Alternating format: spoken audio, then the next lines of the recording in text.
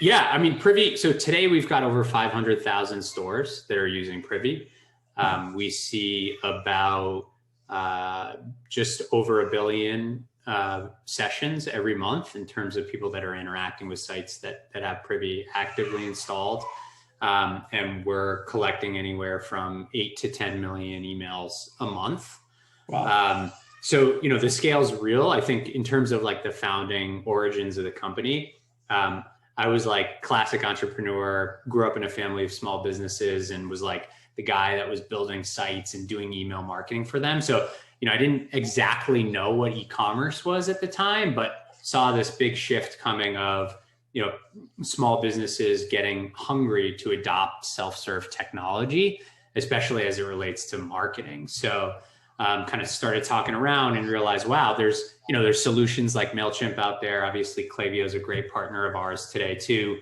But so many of these existing ESPs didn't have great tools to kind of solve a very simple workflow, right? And so like the initial workflow that Privy became really well known for was someone hits your site, you want to design something that looks awesome, it's on brand, it's targeted, so it's not going to annoy people that are already on your list. They sign up, you reveal a coupon code that's unique while they're on the site without having them to leave. And that code automatically works on the back end. And then you can sync your new leads to MailChimp or Klaviyo. So that was like the roots of the company.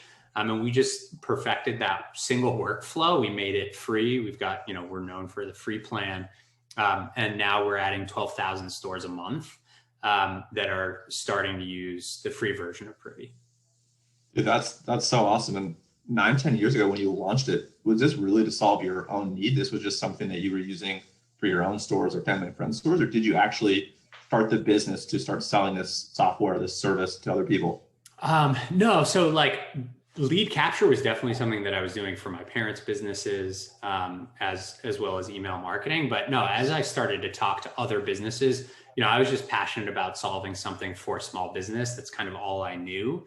And so, it was never actually just for me. It was really always for my parents. And then as we branched out, other businesses. That's awesome. And then with form collection, obviously you've done this for a long time. You have a lot of data. Are there any like metrics or advice that you could share to someone when they're starting to build a form or they're thinking about optimizing a form? Yeah, 100%. So there's a few use cases I want to talk about today. But I think, a lot of people are like, oh, is it the timing? Is it exit intent?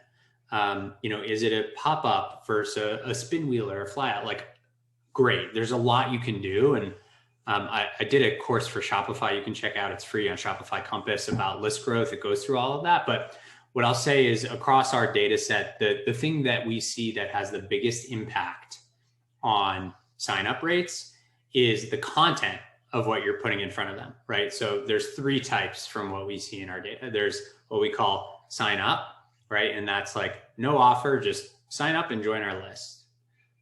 The other is an offer. So it could be like a content download, or it could be a coupon code or free shipping in exchange for signing up, right? Discrete offer.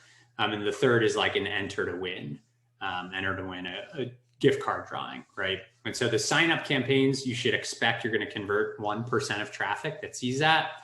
In offer, you're going to convert between 5 and 10% based on the strength of the offer. And enter to win, you're in the teens or low 20% in terms of sign up rate. And I think sometimes people are like, oh, that means I should just do an enter to win.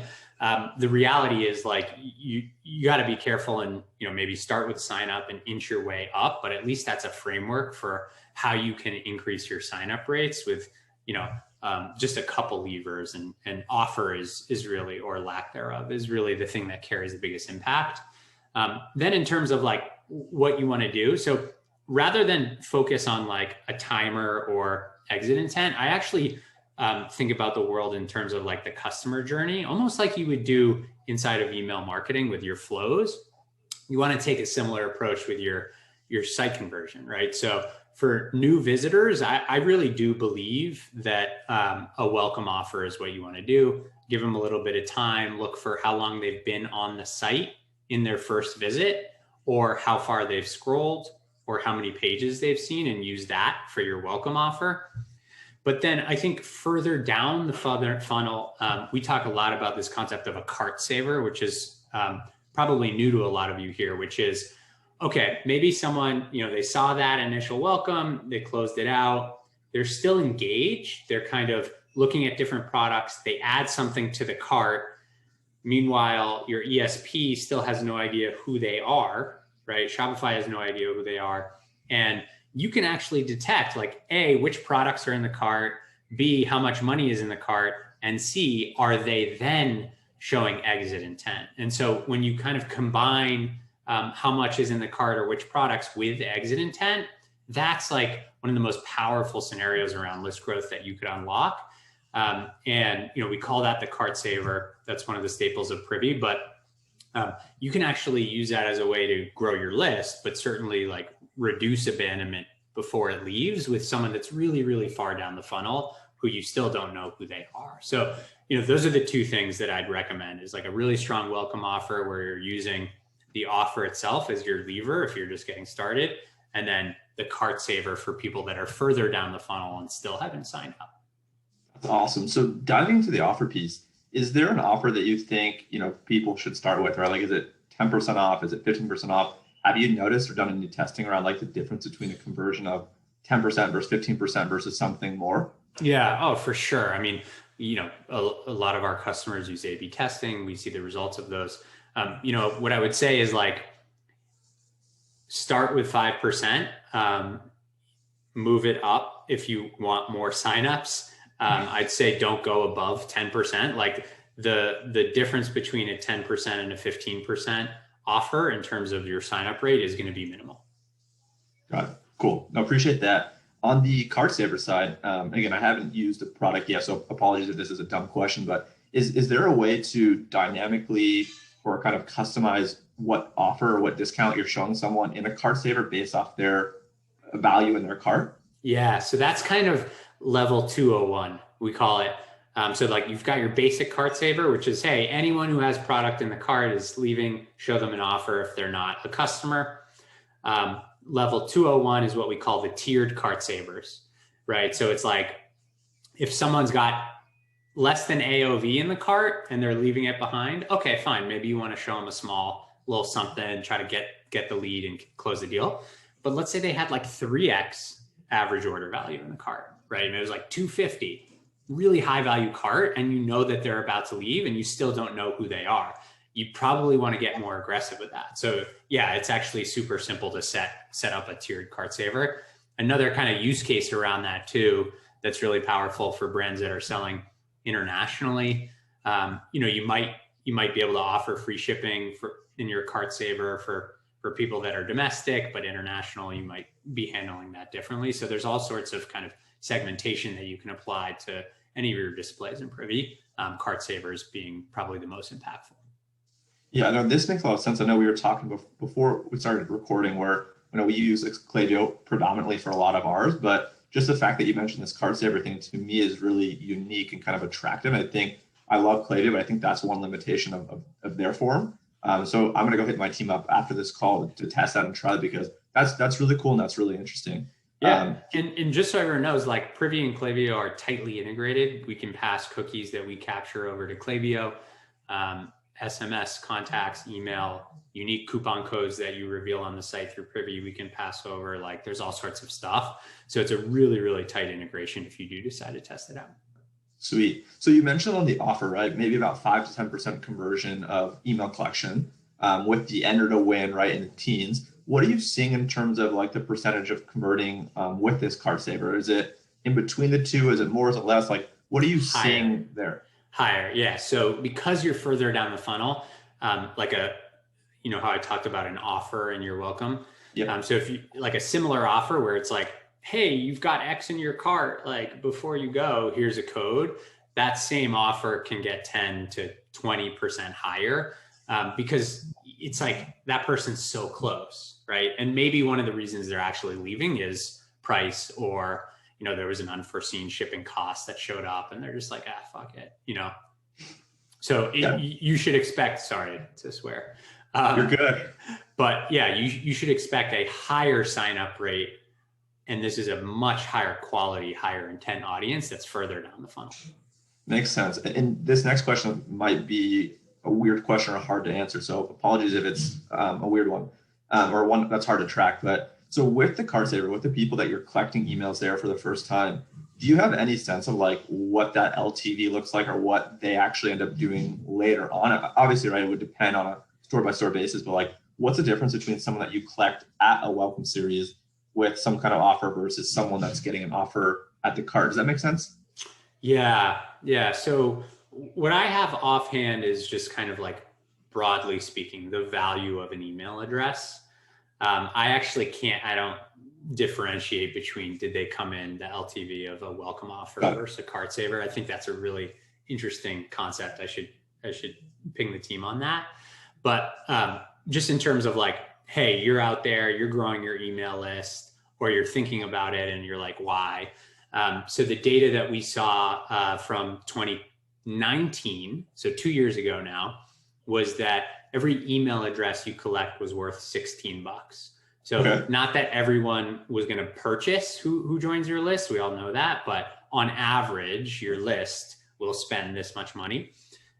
In 2020, that doubled to 33, right? So the value of a single email address in 2020, maybe because of COVID, whatever it was, actually grew significantly. And I expect, like even now, there's all this news about Facebook ad targeting and cookie tracking and iPhones that's changing. And I expect that the value of an email will continue to climb up from $33.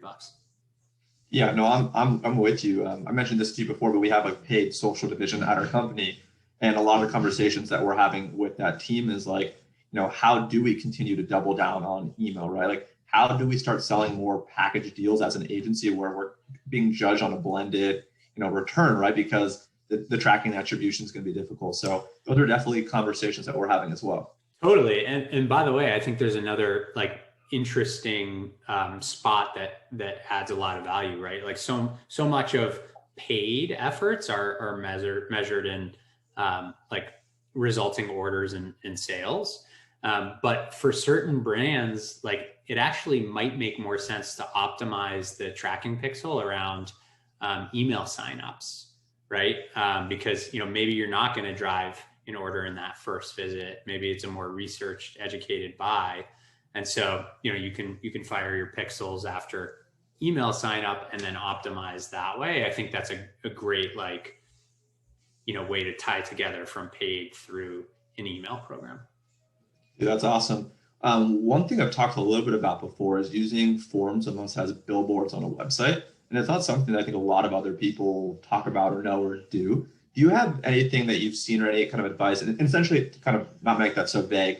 So say, for example, Ben, you have purchased from my store, right? I already have your email, you're already on my list, and you've spent a certain AOV with me, right? Maybe you're a VIP. The next time you come onto my website, I might want to show you a specific pop-up. Obviously, without saying your name, I don't think you can use personalization within a form, at least not yet. I'd be like, hey, Ben, thanks so much for being a VIP. Here's a special 15% offer on your next purchase. Go buy now. Do you guys have any insight? Do you guys do much of that? Do you have any thoughts? Yeah, for sure. So I love this, right? Our CS team talks a lot about like the VIP return experience. So just a couple of things. So you can actually use Privy displays. This is another like huge use case for us without forms, right? And so you kind of marry the targeting instead of looking for people that haven't ordered before or haven't signed up for your list. There's a whole slew of stuff around VIP and cross sells that you can do inside Privy that's focused on exactly that. And so you can actually drop almost like you would drop a personalization variable into an email. You can do that into a Privy display, right? So if we recognize that someone's coming back, we could do like, hey, thanks for your third order. How did you like that? Or if they're connected to a loyalty program like Smile, hey, don't forget, you've got like 100 points in your account. That means you get free shipping on this order. You can do all sorts of stuff like that with displays for repeat customers as well. And our view and the reason we kind of expanded our platform so significantly was like list growth was really just the first use case, but that same kind of technology of just like easy to use, easy to design something that looks on brand and really powerful targeting applies to so many other use cases on your site. I love the example that you just gave around like VIPs. I love cross sells. We've got like dynamic shipping bars that show that. So there's really a lot of stuff you can do. And it's almost like just really thinking about, the same approach you apply to emails and flows. Think about the traffic on your site and what sort of kind of prompts or unique displays do you want to display to them? You don't want to get too convoluted, but I think there's some natural opportunities and use cases that really move the needle. Awesome. And I have one more question. I've been rapid firing. The last question I have is post-purchase, right? So someone's made an order. Are you guys using pop-ups to collect like, hey, how did you learn about us? Like, do you have any thoughts? Are there any insights you could share on post-purchase kind of behavior and learnings? Yeah, we don't do any like post-purchase surveys or anything like that. But we do see a lot of our customers target order confirmation pages with, announcements around like fulfillment times, with prompts to go follow them on social since they already have the email, with messages from the founders embedded in displays like that autoplay videos. So there is a whole new kind of crop of use cases that are propping up around post-purchase that we're seeing. And we plan on investing heavily there. Sweet. And I lied. This is actually the last question. And I don't want to make this like a prediction conversation, right? Because everyone likes to have those and what happens and what doesn't happen, who knows? But you're obviously a smart dude. You have a lot of data on your side. Do you have any thoughts and recommendations for people that are, thinking about email 2021, whether it's your tool, whether it's other people's tools? Like, again, I don't even know how I would answer that. So I'm kind of asking you a hard question. But I guess what I'm asking is like, for someone that's, starting out with email or any ideas on email, like, do you have any stats or numbers like emails converting at this % compared to other channels? Like, do you have any stats to kind of back up like what we're talking about and like why we think 2021 will be a really great year for email? Yeah, for sure. So I think there's a lot of like current events, like the cookie and ad targeting stuff that's going to place more emphasis on owned marketing, email being kind of the anchor there. Another stat I'll just throw out there was just from Black Friday. So Shopify actually put this out, that in terms of conversion rate by channel, they looked at email, direct, social media. Email's far and away the best conversion rate for sales, right? And so it just kind of speaks to the intent of email as a channel. Obviously, those are big selling days. We know that, but still, I think it kind of sets the tone. And I think there's a lot of talk about text right now, and I'm a huge proponent of text. We have a text offering at Privy. I do think that is a next wave, but I think it's much harder to get text right. It's a way more intimate channel. I think there is a tremendous amount of, execution that you can unlock quickly through email, whether your list is 100 contacts or 100,000.